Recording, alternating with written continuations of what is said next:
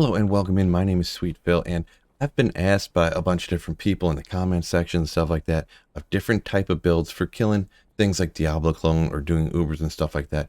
So that's what I'm bringing you right here today. I am showing you a budget, yes, budget, all pretty cheap gear.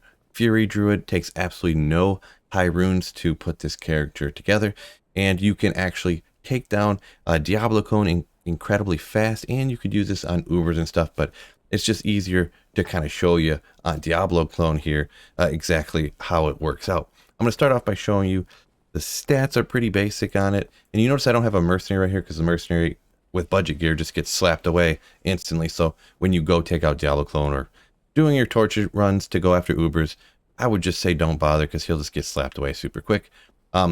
Just enough strength to wear your gear. I ended up not putting any extra points besides the base points into dexterity because I didn't need to wear into the gear. Pretty crazy, I know, right? My strength is only 100. My dexterity is only 50. Dumped everything else into vitality. No mana. Look at these resistances. Ouch. Looks rough, I know, but you actually end up okay. When you get Uber Mephisto, you might want to swap on like T-Gods or something, or maybe something else if you can get a Wisp or a High Lord or something maybe, in order to get that lightning absorb, which I don't have on here because I'm kind of going after Dclone with this character. So keep that in mind. That's not uncommon for budget characters to have to swap on some lightning absorb in order to take out Uber Mephisto. Almost every single one of the budget characters that do farm torches does that, but this character does have fire absorb, so that's why the fire is not going to be a problem. Cold and poison doesn't matter against Dclone, so you can kind of keep that in mind when you're putting your gear together. Well, when we look at the skill trees over here, elemental skills, I got one in, or I actually put my remainder points, I should say, into cyclone armor. This is sort of optional because it gets knocked away kind of quick, so it doesn't really do a whole lot, but I was didn't really have a whole lot of other places to put the points that really helped you out at all either, because if you did any of the summoning stuff like this, they all got wrecked right away instantly. And then even having this Oak Sage gives you a bunch of life. You're constantly spamming, resummoning, and to a point where at sometimes I just stop resummoning it and I just keep attacking to keep bringing your life back from your life tab and your life leech or whatever. Shapeshifting's where most of the points are going to go here. So we got Lycanthropy and Werewolf maxed out. Obviously because that's the skill we're going to go with. We're doing Werewolf for our transforming, and then we're going to come down to Fury, and this is a little bit behind my body right now. We're going to go ahead and jump to the other side real quick, get out of the way.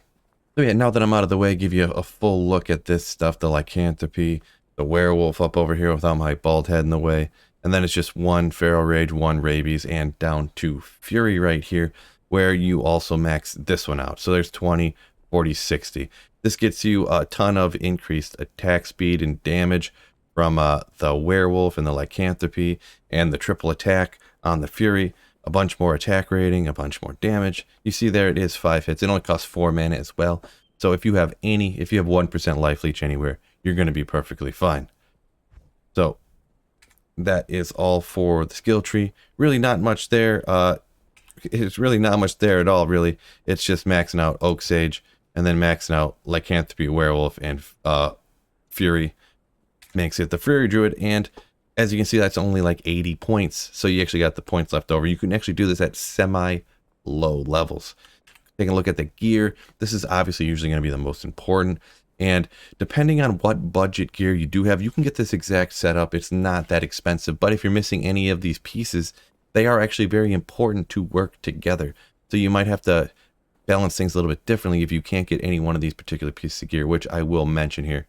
The first one is a Rib Cracker. I did upgrade it to get even more damage. The important parts on here is that Crushing Blow mainly. It also has a lot of increased attack speed. I socketed, put a Shale Rune in it to get even more increased attack speed. So the more you attack, the more life leech back. The more times you hit, the more damage you do. The more Crushing Blow you do, so that's even more damage. So really attack speed is awesome on this character. Rib Cracker is great. Obedience is another good budget option, or even I did a little bit with the Bone Hue. Couldn't remember Unique Ogriax, but yes, that is a joke. Anyways, up here at the top we got Jalal's Mane. You could go with the G-Face up here for the Crushing Blow and stuff like that on the G-Face, but this kind of really works together in my opinion. Got 4 to shape-shifting skills, kind of boosting all that stuff up. more attack rating, strength energy, all res, all stuff that really helps you out good. And it's very, very cheap. G-Face is also cheap as well, but that's a great option up here. For the armor, Treachery takes a Lem rune, but you get a bunch more increased attack speed, you get hit recovery, and when that fade procs, that helps out those resistances even more. You get damage reduction from that. So Treachery is a very good option here. It's generally always what I'd go with on the budget options for this particular build. Now over here I have dual angelics. That's because I need this 1000 attack rating just to hit almost every time. It boosts up the amount of times that you hit your Diablo clone or whatever, like an extra 20 or 30% of the time you hit them. It's pretty wild how much that changes it. So I ended up going with this over some other options. You could go High Lords. You get the lightning absorbed from High Lords up here, and something else, you know, you could do a whole different kinds of things, crazy metal grid up here or something, but there's a lot of other additional options. But with the gear that I got, I went with that. Over on the other ring, we got the Door Star, and that's where I got it just to get the fire absorb. That's essentially the only reason. You do get some life from it as well. Magic damage reduced, I suppose, as well. But you notice I don't have a Rainfrost on to get Cannot Be Frozen because of the belt I'm using here. I got the Trang's belt on. This has Cannot Be Frozen and some life on it, some mana, some replenish life. Kind of a lot of good stuff, kind of a slip-on belt for a lot of things. If you can't afford to give up that ring slot for a Ravenfrost, it is great, in my opinion, to throw on Trangul's Girth. Love the name. Anyways, we'll jump over to Core Riders. This, obviously, for any melee characters, Crushing Blow, Deadly Strike, Open Wounds. Super obvious choice here. Goblin Toes are another very obvious choice to put over there. Crushing Blow on melee characters is nasty. Over here, Dracula's Grasp. This could be the hardest part in order to get. They're not super expensive, but they're not super easy to find either. I understand. But Life Leech, Open Wounds, but the most important thing there is that chance to life tap. Once you get life tap on Diablo clone or whatever, it's over. It's just a matter of time. You can essentially never die as long as you don't stop swinging, as long as you have life tap on your character. If you cannot get Dracula's Grasp, don't forget you could always have a life tap wand on swap. I am incredibly lazy. That takes a ton of, I wouldn't say a ton of effort, but it runs out after 25 seconds or 20 seconds or whatever. You come back, cast it again, go back and start slapping. With this character, actually with a life tap wand, you might only have to recast one time. I'm not sure, I can't remember exactly how long it lasts, but maybe you won't even have to recast it all because it does go pretty darn quick, shockingly enough. That pretty much covers the gear. As for the charms, I just got a couple shapeshifters. The Geeds I have on here just out of habit. That really doesn't do nothing for you. Just a couple little charms down here, life and some fire res, just something I had laying around. Because I'm assuming if you're playing the game, you're going to have a little something laying around to put down here for charms.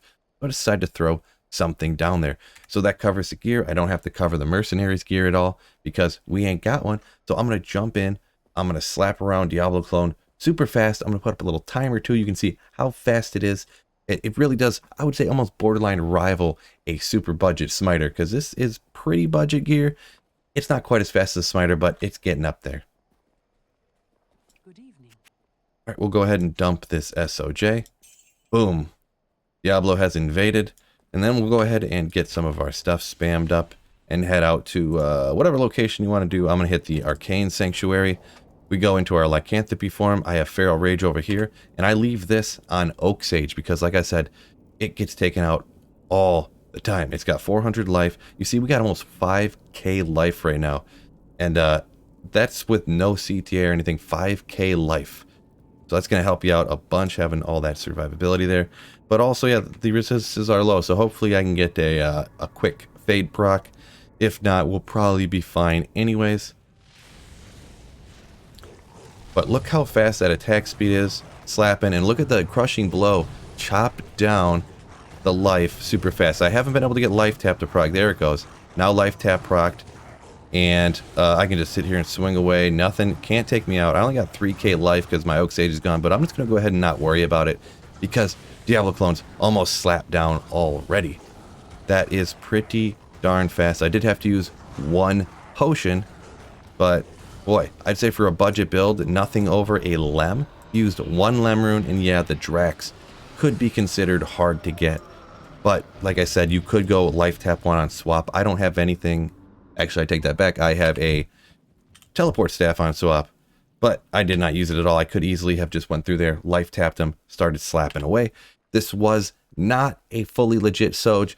I went ahead and brought this over from my old D2, so this is not going to count towards my regular Diablo 2 Resurrected, but ooh, garbage Annie, almost anti-perfect there, huh? So we're just going to go ahead and toss that out because I ain't keeping it because it's not 100% legit. I'm going to be farming one later in the near future, but I'm probably going to use this character to do it because it slaps super fast. This character is kind of cool. You don't really see a lot of people use it for stuff like this, but it really does slap pretty darn good. If you like that video, hit that like button and go down in the comments. Let me know, is there any characters that you like doing Ubers and stuff with that people don't usually do? I'd love to hear about it. Peace out, fellas. And don't forget, keep slaying.